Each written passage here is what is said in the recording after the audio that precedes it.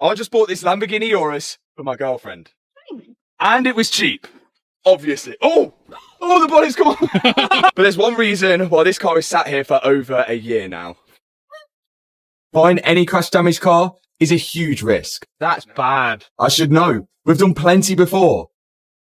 But buying one which was worth over £200,000 just adds to it. Oh my goodness. But when I saw this Urus come up at auction, I thought it'd be my only opportunity to grab one of these at a fraction of the price. So I went for it. Nothing wrong with that. Oh my God. The thing is, the footage that you're seeing here was filmed nearly a year ago. You guys might have been seeing it in the background of a lot of the videos. Here it is here, 10 months ago. Here's Hannah's new car. And this is the person I bought it for. We rebuilt Hannah's Range Rover a long time ago now. And it's been great. So much that it's done 175,000 miles. I'm kind of sad to see the Range Rover go. Such an attachment to this car. I don't think you realise. I don't think I'm going to get rid of it. You like your car, Kevin?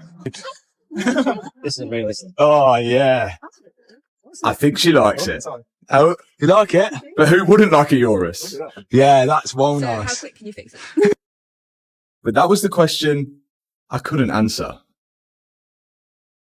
And that brings us to today, July the 23rd, 2024. A long time after I actually bought this car. But today's the day we actually start work on it. I think we should show you around the car first. Although the Urus looks bad at first glance, there's actually a lot of good things on there. A crap of it! That's extra, I think. 23-inch alloys, carbon ceramic brakes, carbon, Lamborghini stitching, folding seats, not electric though, a bit weird. Oh. The Lamborghini engine, oh, this is going to be worth a fortune. That's cool. I like that. And it's even got the oil filler there, look. Ah, that's where you put the oil in. Thanks for saying that. Back in my day, you were cool if you had a flat bottom steering wheel. Yeah, that's quite cool to be fair, as well. So, Do all of them have sunroofs? I think all Uruses do have sunroofs. But overall, the car's amazing. As you would expect for such an expensive SUV. But there might be more bad parts about this car than good. That's bad. No, it's good. When are you taking it for a haircut? There's a lot of stuff missing. Front left wing, damaged. Front right wing looks like it's actually been cut off. Wheel, slightly curved. Windscreen, damaged. Airbag, deployed. Airbag, deployed. Airbag, deployed. But this isn't the damage that I was worried about. It's this. This chassis leg is in a completely different postcode to where it's supposed to be. And you can see here, look at there's the subframe and it bolts to the chassis leg and it's gone. The chassis leg is not supposed to touch the wheel and it's touching the wheel. This chassis damage is huge. We don't know how far back the chassis damage has actually gone. And this is like the throttle body for opening and closing to allow air into the engine, and it's down here. It's not doing much down there. And for that reason, we don't even know if this engine is actually any good. Well, it's missing half the front. I know it doesn't have a radiator, but we could turn it on quickly. Well, one, the pyro fuse may be gone because the airbags have gone. Get around that. Yes, but there is one danger thing which I'm a little bit nervous about. Just here is the inlet manifold. And guess what, Matt? What? This is our favourite engine in the world. An RS6 engine. Oh, right, we'll do it. Right, let's go there. See you later. Have fun. See you later, mate. This engine shares a lot of similarities with the new RS6. And we have experience with the old RS6 engine, and it wasn't the easiest to work on. And with the inlet manifolds being plastic, we're worried that part of it could have broke off and could have even been sucked into the engine. But to repair this, we're going to have the engine out. So really, we should get it running before we take the engine out. Because if we take the engine out, fix all the structural stuff, and then put it back in and the engine's done for, we've wasted our time taking it in and out. I think we do need to get it started. Yay! With it being Hannah's car, she was the first one to get the tools out on it. Firstly, removing the bonnet. First piece. So there's a few things you need to start a car, or a few things you need to run an engine. Number one is power. And the battery on this car is at the back, but we do have a jumper cable here. But it's just a weird power system. Look, you can see 14.8 volts. And 50 amps. It's so, I don't know whether this has some kind of like weird battery involved, but when there's electric involved, it's not really our best, it's not our subject really, is it? So out comes the jumper pack, and we're going to put power to those jumper points which were underneath the bonnet. Once we've done this, we should have power to the car and be able to open the rear boot lid. Wow. And now we can check the battery out. Do you think Do you think this is just a leisure battery then? I think it might be a leisure battery. 48 volts. Why would you need so many volts? Double the amount of volts you normally have. Next thing you need is fuel. Let's see if we've got fuel. We've got fuel. Next thing we need is oil. We also wanted to clean out this air intake as well, because there's a lot of dust in there, and any dust that gets sucked inside the engine is not going to do it any good. And we also can't check the oil unless the car's on, because there's no dipstick. So now we're just going to remove this brace across, just to give us better access to those intake pipes so we can clean it all out. So the airbox sits on top, and the air gets sucked through into the turbos. The turbos will be spinning, causing boost, and then they come out down the bottom, down through this middle section, down here, and both go through these pipes here. So when they go back through these pipes here, they'll connect to an intercooler on the side of both sides, which is cooling down the air before it then gets pushed into this, which goes into the engine somehow. So there should be a loop here, but at the minute, it's just going to suck air and blow it straight out of there if we manage to get it started. So there's no air going to the engine. The only air goes to the engine is through that. There'll be no boosted air. So I really don't think it's going to work, but if it turns over, it's a good sign.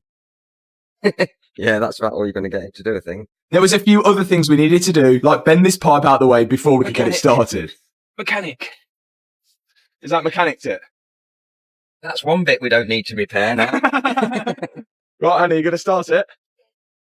When you press that button, nothing's going to happen. It's going to go, and we're going to be looking for a pyro fuse for another hour. Do you think it'll start, I Hannah? think it'll start. I think they're. We've got They don't have faith. faith. Yeah. Yeah. Got to have faith. Right, we're ready to go.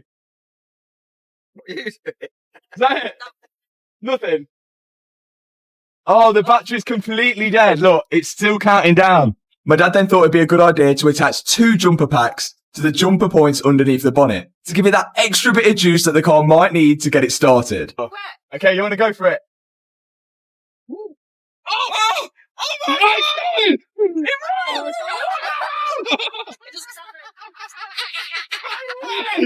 Look at it! Oh, it sounds weird. It sounds like a tractor! It's running! Has the oil light gone out? Is there any oil light? The car actually started first crank. It shocked all of us. It sounds like a V8! It sounds like an American V8! Okay, turn it on! It started first time! You had no faith. Good. How did that? That didn't even crank. It just went. Oh no. These don't have pyro fuses then. No, they don't seem to care about that. Neither did my Gallardo, did it? No. That just started. Lamborghini just like, yeah, keep driving. This car's a tank. Let's drive it in now. That's another good news is we might be able to get it in neutral now. Then, okay, start it again and see if it will go into neutral. On the brake. It is on the brake. Now press it again. Yeah, neutral. Yeah, it's in neutral. Does it work? Now when you switch it off, does it automatically go into park? No. No. Shift to P, it says. Yes, nice. We're in neutral. Oh my, everything's working on this. Oh, I've said it. Now we've got the Urus in neutral, we can attempt to push it inside the unit. There's a problem with that. I don't think it's going to drive straight. Well, this wheel wants to go that way, and this wheel wants to go that way. So it looks like the skates were the only option, if my dad couldn't find where to jack it up from.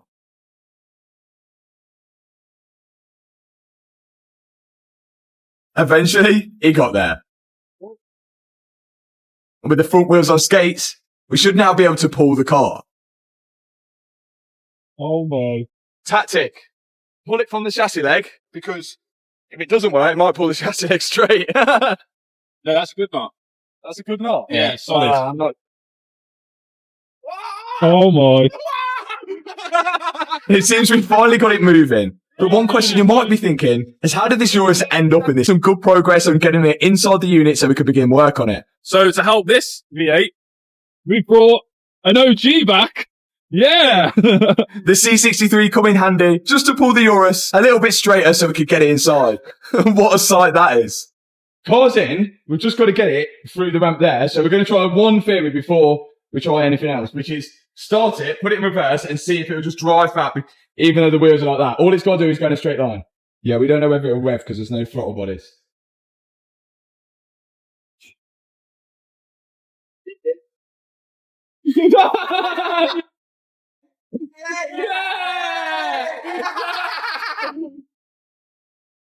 Finally, we're in my workshop and we can begin to see how bad the damage actually is on this Urus. Okay. I found why this side is steering the wrong way. Oh, that's the most bent one we've seen. That is very bent. How the hell was he bent that there? Oh, it has as well. Oh my God. That might be a good thing that he's bent that though, because if it hadn't have bent that, something else would have bent. Or snapped. It seems the track rod end and the inner tie rod are completely bent. On the other side, they're fine. Yeah, this side's fine. Yeah. Oh, we don't lose them either. Oh, the bolt boy. Oh, bolt boy. Do you want to pick that up, bolt boy? Yeah, good bolt boy. Oh! Hannah started removing all of the bolts for the under tray, which looks like it's going to need replacing, so we can inspect to see if there's any more damage hiding underneath it all. But things were looking pretty good. If you looked at it from here, you'd never think it had been an accident. But if you were under here and you did a car vertical check, Rich dude. 79. And if a car wasn't an accident and it was auctioned off at a car crash auction site, sometimes you can even see the photos of the car when it was at the auction. But if you want to check your car out on Car Vertical, you can do with the link in the description box below. And with this, a code appearing on the screen right now, you're going to save yourself a nice bit of discount on that check. Let's continue to check over the Urus. Well, good news is it starts. It also kind of drives. Bad news is this chassis leg is going east and that one is facing north. We need to work out how we're going to fix that. And the only way to work out how we're going to fix it is to find out how far back the damage has actually gone. And to do that, we're going to need to remove everything off around it.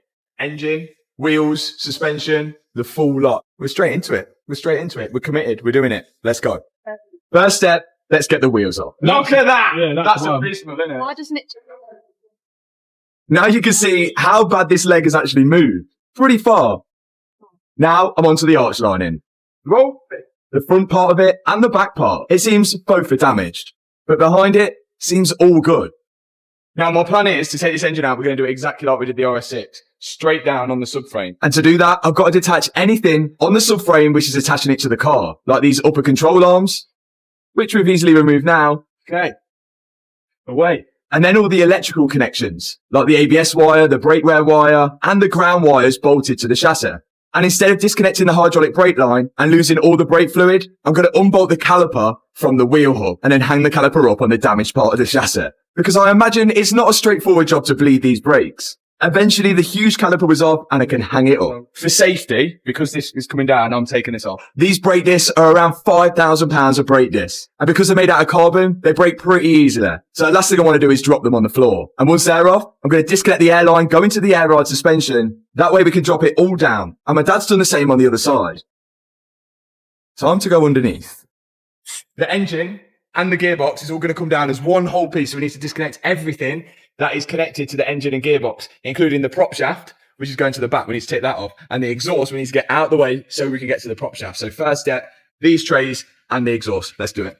I've gone straight to the back of the car to disconnect the electrical connections going to the exhaust valve. And once they're disconnected, I can start unbolting the exhaust hangers connected it to the chassis of the car, ready to lower the exhaust to the floor. Whilst my dad and Hannah are getting off all the under trays, blocking the exhaust from coming off. But some bolts are a little rusty. It's 3 years old. Yeah, but that looks like it's 30 years old. Yeah, that's gone. You know what? They're not going to come undone. Get the grinder out. That's exactly what we did. Although this car is only 3 years old, it seems that some of the bolts underneath it have completely rusted on the exhaust. But as you can see from the crash, it seems that this driver wasn't shy of driving this car in the snow. So he probably got exposed to a lot of salt on the roads. Once those bolts are ground off, we can start pulling the exhaust away. And it is really light. Look at that, it's so light. Titanium. Next step. Let's get his prop shaft out, baby. To get the prop shaft out, we've got to remove a heat shield first. And underneath that heat shield is another brace that we've got to undo. Now, the prop shaft is connected at the gearbox, runs down the center of the car, and then connects to the rear diff. And there's 6 bolts holding it to the rear diff, which is what I'm undoing now. When the bolts are loose, I should be able to knock it free. Whoa! Prop shaft off. And then to pull the drive shaft away from the gearbox, I've got to break off this one-use clip here, and then it should just slide away from the gearbox. Whey. Which it did. Off we go! Prop shaft. After that, my dad started removing all of the bolts, holding the gearbox mount to the chassis of the car, because the gearbox is all coming down with the engine as well. And there's a fair few bolts for this. So the steering column is going to stay connected to the car. So that means the steering rack is going to come off. So to disconnect the steering column from the steering rack, it is that bolt just there, which I'm going to get into from here. We're moving pretty fast because this is really similar to the RS6 we did. Steering rack off. Don't turn the steering. Now my dad's disconnecting the electrics for the gearbox. That hurt my knuckle. Yeah. Then I'm going to start loosening off the bolts which hold the subframe to the chassis of the car. And it seems like one of them is missing. Well, it's still there. It's just snapped off because it looks like the chassis is completely ripped out the bolt. And the last few are on the side here, which Chris is going to undo. Are you ready? Let's go. Next up, make sure all the electricals are disconnected at the top, and I know exactly where they are because we did it in the RS6. But they were actually better placed than the RS6. All the electrical connectors were sitting on top here with the engine ECU, Lamborghini. which made things way easier. Chris started removing all the plugs for the engine ECU and then pulled the ECU out of the way. My dad disconnected the fuel line, Whoa! whilst me and Hannah disconnected some more wiring which needed to come off. We've got to take this frame off here just to get to that little nut behind there. To get the strut out. That's so stupid. Isn't it? That is a silly design. Not a good design, but people wouldn't get jobs if everything was easy, would they? It is true. To get to the last bolt which holds the strut to the car, we've got to remove this strut brace. And with that out of the way, you can now access the bolt. Yeah! Hannah started loosening off the bolts for the strut on the other side. And once she's done that, she's going to move over to the right-hand side and remove the bolts for that one. That way the engine, the gearbox, and all the suspension could be lowered down all as one whole piece.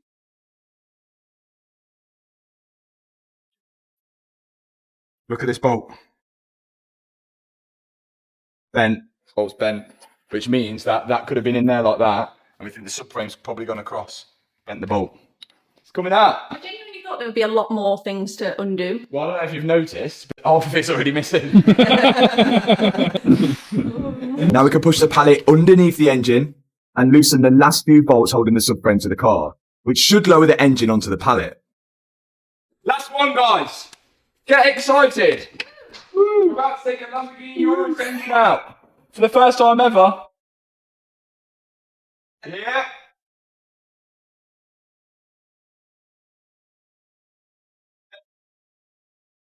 Good. Yeah, boy. Look at that beast. Yeah, boy. Look at that. Oh my God. And there it is. And there it is. A huge 4-litre twin-turbo V8 accompanied with an equally as big gearbox. Now that we've got this big lump out of the way, we should be able to inspect the chassis and see how far the damage has actually gone back and what we need to repair. Okay, this leg is definitely bad. You can see here where the subframe should mount to it there, and well, it's completely gone that way. But I'm hoping we can keep this strut tower in place because it doesn't actually seem like it's damaged the strut tower, providing it is all straight. But there's no obvious signs that it's actually moved. Like normally if you see if it moved because one of this had moved out of the way or the bolt wouldn't line up properly on here, but everything seems all intact there. Of course, we're going to measure it, which is a problem in itself, which I'll tell you in a minute. But the damage doesn't seem to have gone too far back, which is good news. But the problem is Lamborghini. So in the UK, we have the right to repair, which means we can buy pretty much any part from the manufacturer to repair our cars. Whereas in places like the US, you have to be a registered repairer to buy structural parts. For some vehicles like Porsche, we couldn't buy structural parts for that. We had to buy them in the UK and then take them over to the US to fix the GT3.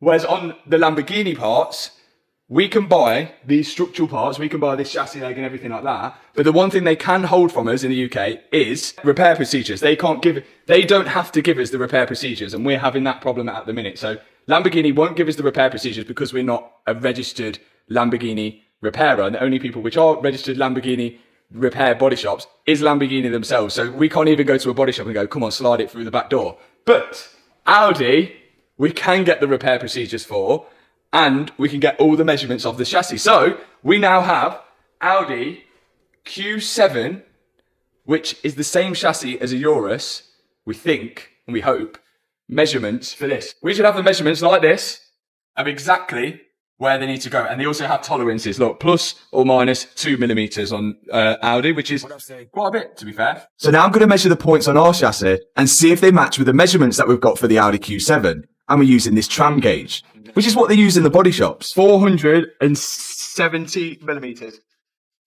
470. Let's have a look. A. 470 plus. Okay. So we know that. Now you got to go from there to there. From there, this is the tester. Because we're hoping that this is straight.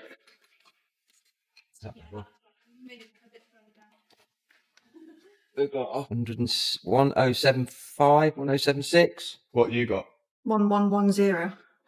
1110. It seems we were quite far off. We adjusted the tram gauge to 111 centimeters and see where it's at. We're well out. Miles out. I don't even think you could get it to that point. There's no way we can get that chassis leg anywhere in that vicinity. No, it'd have to come out. Yeah, it'd have to come out. So I can't see the Q7 being the same. No, I think just Because look, there's no way. Look, so it's obviously there, can't go there. There, can't go there. There, can't go there. Unless it's been pushed in, but there's no evidence of it being pushed in. So the Q7 can't be the same. It's definitely a Volkswagen chassis. Look, it's got Volkswagen marks all over it. I think we need a Q8. Q8 100%. Yeah, Q7's too small. Even if this, so we've got the measurement of 111 centimeters, and even if it should be 100, there's no way you'd get it to fit. So we need the Q8 measurements, and we can't fit this leg without knowing if this leg is straight, because if we don't know if this leg's straight, then we haven't got anything to measure it against. So we need those measurements. But that also isn't the biggest problem in the book. Remember, this car sat outside for nearly a year without me touching it. And let me explain why. So I won this Lamborghini Urus for £120,000. The cheapest Lamborghini Urus for sale in the UK is £143,000, which is older and higher mileage. But we are getting very, very close with the budget. And the problem is, we cannot find any second-hand parts anywhere. That's why the car's sat here for whether they're flooded, good, new, anything. They're being getting sent to India. Because I think they're worth a lot more in India than they are here. So we're struggling to get second-hand parts for them anywhere. And if we have to buy everything brand new from Lamborghini, it's going to take us way over the £140,000 mark that we're sort of hoping to rebuild this for. So it's going to be a hard one. And if you've got any Lamborghini Urus parts, please let us know in the comment section below. But thanks so much for watching this video. If you've enjoyed it, hit the subscribe button, hit that thumbs up button, and I'll see you in the next video. Peace out.